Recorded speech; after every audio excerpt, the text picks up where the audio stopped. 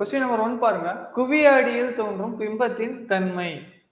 Option A நேரான மாயபிம்பம், நேரான மெய்பிம்பம், தலைகீழான மாயபிம்பம், மாயபிம்பம் மற்றும் மெய்பிம்பம். கமெண்ட் பண்ணுங்க.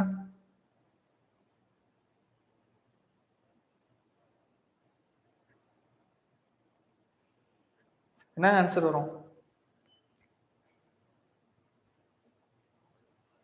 ஓகே, காளீஸ்வரி, அனிதா, கோபால், சூர்யா, சிந்து, வினிதா எல்லாம் கரெக்ட் ஆன்சர் பண்ணிருக்காங்க.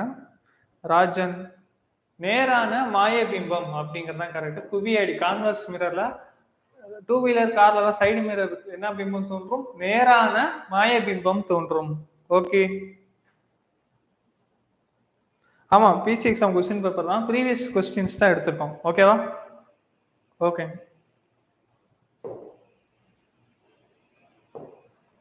தேங்க்யூங்க. Same to you.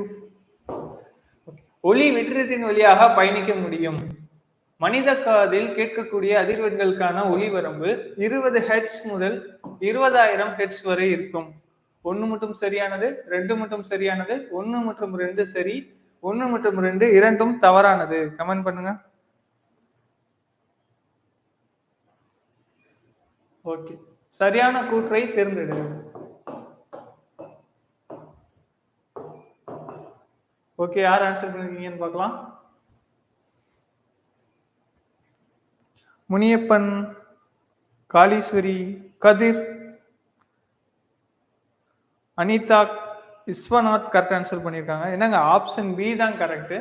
2 மட்டும் தான் சரியானது. ஏன்னா இந்த கொஸ்டின் நம்ம ஏற்கனவே பார்த்துருக்கோம்.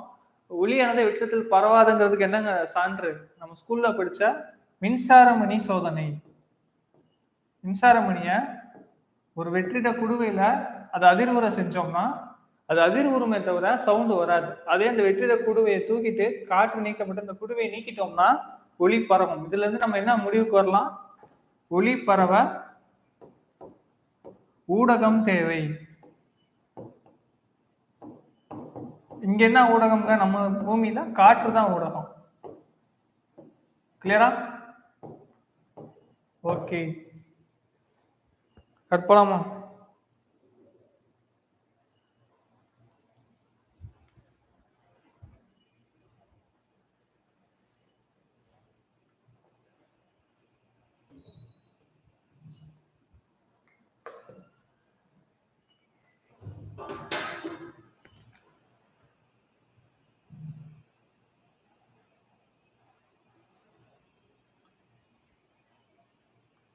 ஓகேவா? ஓகே, கேள்வி நம்பர் 3 பாருங்க. சந்திராயன் 1 இந்தியாவால் ஏவப்பட்ட செயற்கைக்கோள். ஆப்ஷன் ஏ சந்திரனை பற்றி அறிந்து கொள்ள, ஆப்ஷன் பி செவ்வாய் கிரகத்தை பற்றி அறிந்து கொள்ள, ஆப்ஷன் சி வானிலையை கண்காணிக்க, ஆப்ஷன் டி தொலைத்தொடர்பு நோக்கங்களுக்காக. கமெண்ட் பண்ணுங்க. கேள்வி எண் 3. ஓகே, முனியப்பன், விருமாண்டி, சவுந்தர், தேவி, வினிதா, ரியோராஜ், ரியா, ராஜன் கரெக்ட் ஆன்சர் பண்ணிருக்கீங்க. என்னங்க, சந்திரனை பற்றி ஆய்வு செய்யறதுக்காக இந்தியா வந்து சந்திராயன் 1, சந்திராயன் 2 அந்த மாதிரி செயற்கைக்கோள் அனுப்பியிருக்காங்க. இதோட திட்ட இயக்குனர் யாருங்க? சந்திராயனின் திட்ட இயக்குனர் யாருங்க? மயில்சாமி அண்ணாதுரை அவர்கள்.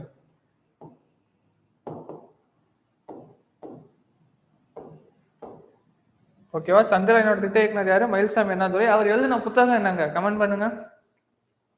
மயில்சாமி அண்ணாதுரை ஒரு புத்தகம் எழுதியிருப்பாரு அவருடைய அனுபவங்களை குறித்து. சந்திராயன் திட்டப்பணியில ஒரு பணியாற்றின அனுபவம் அதெல்லாம் சேர்த்து ஒரு புத்தகமா வெளியிட்டிருப்பாரு. அந்த புத்தகத்தின் பெயர் என்ன? கமெண்ட் பண்ணுங்க. என்ன புத்தகம்? Okay, Sivakami, Kaleeswari correct answer பண்ணியிருக்காங்க. ரியோவும் கரெக்ட் ஆன்சர் பண்ணியிருக்காரு. கையருகே நிலா. என்ன புக்குங்க? கையருகே நிலா. ஓகே, மனிதர்களுக்கு மனிதர்களை நிலவுக்கு கொண்டு போன அமெரிக்காவோட அந்த விண்வெளி திட்டத்தோட பேர் என்னன்னு கமெண்ட் பண்ணுங்க.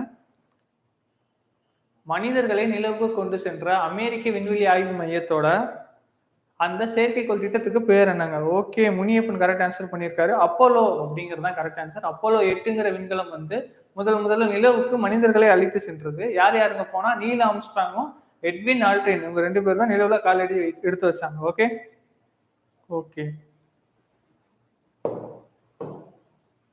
அடுத்த கேள்வி பாருங்க. பின்வரும் கூற்றுகளில் சரியானவை எது?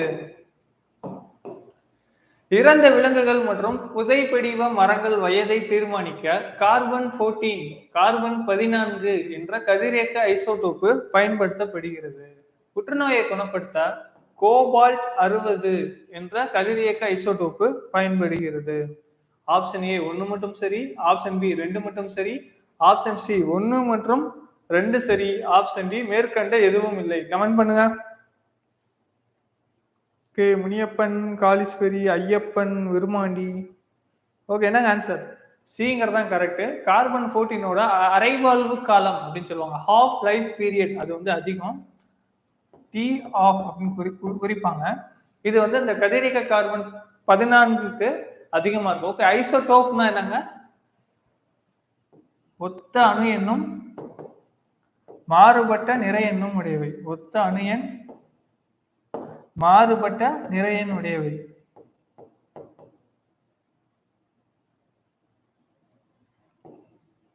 ஓகேவா? இந்த ஐசோடோப்களை பல விதமா பயன்படுத்துறோம். உதாரணத்துக்கு ஹைட்ரஜனோட ஐசோடோப்புகள் டியூட்ரியம், திரிட்டியத்துல எதுல உபயோகிக்கிறோம்? அணுக்கரு இணைவு வினையில, அதாவது ஹைட்ரஜன் பாவம் சொல்றதுல அதை யூஸ் பண்றோம். சூரியனை நிகழக்கூடிய வினையும் ஹைட்ரஜன் இணைவு தான். அதே மாதிரி ஐசோடோப்புல பல பயன்கள் இருக்கு. சோடியம் ஐசோடோப்பு இதய நோய்க்கு, கோபால்ட் 60 வந்து புற்றுநோய்க்கு, கார்பன் 14 வந்து அரைவாழ்வு காலம் வந்து அதிகமானது இந்த கார்பன் 14க்கு. அதனால கார்பன் 13 தான் இயற்கையில காணப்படும். இந்த கார்பன் 14 இயற்கையில பாத்தீங்கன்னா ரொம்ப ரொம்ப கம்மியான பெர்சன்டேஜ் தான் காணப்படும். இதை வச்சு ஒரு உயிரினம் எத்தனை காலகட்டத்துக்கு முன்னாடி வாழ்ந்துருக்குங்கிறத கணிக்க முடியும்.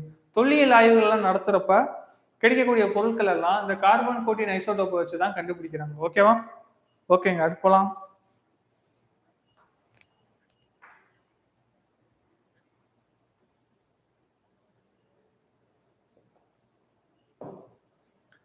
கேள்வி 5 பாருங்க. தவறான இணையை தேர்ந்தெடுக்க.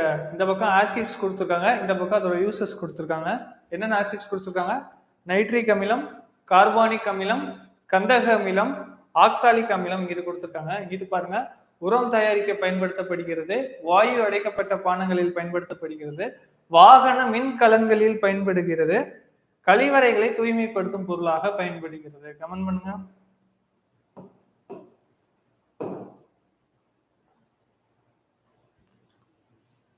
தவறான இணை என்னங்க? ஓகே, கரெக்ட் ஆன்சர்ஸ் நிறையவே வந்துருச்சு. செங்குடி, விருமாண்டி, ராஜன், கதிர். ஓகே, என்ன ஆன்சர்? ஆக்சாலிக் அமிலம் கழிவறைகளை தூய்மைப்படுத்தும் அமிலமாக பயன்படுகிறது தான் தவறு. மீதி எல்லாமே சரியான இணைகள். நைட்ரிக் அமிலம் எதுக்குங்க? உரம் தயாரிக்க. நம்ம ஏற்கனவே திரும்ப திரும்ப பார்த்திருக்கோம். தாவரங்களுக்கு அத்தியாவசிய சத்து என்னங்க? NPK, nitrogen, phosphorus, potassium. அதுல நைட்ரஜன் கிடைக்கிறதுக்கு இந்த நைட்ரிக் அமிலத்தை உபயோகிச்சு உரம் தயாரிப்பாங்க. அப்ப ஸ்டேட்மெண்ட் 1 வந்து சரியானது. செகண்ட் ஸ்டேட்மெண்ட் பாருங்க. கார்பானிக் அமிலம் வாயு அடைக்கப்பட்ட பானங்களில் பயன்படுத்தப்படுகிறது. கூல்ட்ரிங்க்ஸ்ல என்ன யூஸ் பண்றோம்? கார்பானிக் ஆசிட் யூஸ் பண்றோம். H2CO3 அப்படிங்கிறது அதோட ஃபார்முலா. கார்பானிக் ஆசிட் ஃபார்முலா என்னங்க? H2CO3. குளிர்பானங்கள்ல பயன்படுத்தப்படுது. கரெக்டான ஸ்டேட்மெண்ட். அடுத்து பாருங்க. கந்தக அமிலம் H2SO4 சொல்லுவோம். இது என்னங்க? வாகன மின்கலன்களில் பயன்படுத்தப்படுகிறது. இதுவும் கரெக்டான ஸ்டேட்மெண்ட். லாஸ்ட் பாருங்க. ஆக்சாலிக் ஆசிட்டை நம்ம டாய்லெட்டை யூஸ் பண்ணுவோமா? மாட்டோம். ஏங்க? இதெல்லாம் இது வந்து இது மூணுமே என்னங்க? Inorganic acids. இது வந்து ஆர்கானிக் ஆசிட்.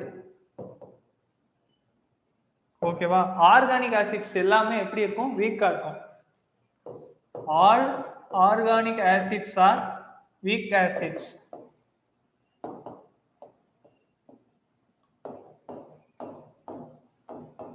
ஓகேவா? ஆர்கானிக் ஆசிட்ஸ் என்ன சொல்லுவோம்? கரிம அமிலம் சொல்லுவோம். கரிமம் என்ன அமிலம்? கரிம அமிலம் அப்படின்னு சொல்லுவோம். இதெல்லாம் என்ன சொல்லுவோம்? கனிம அமிலம் அப்படின்னு சொல்லுவோம். Inorganic acids. ஓகேவா?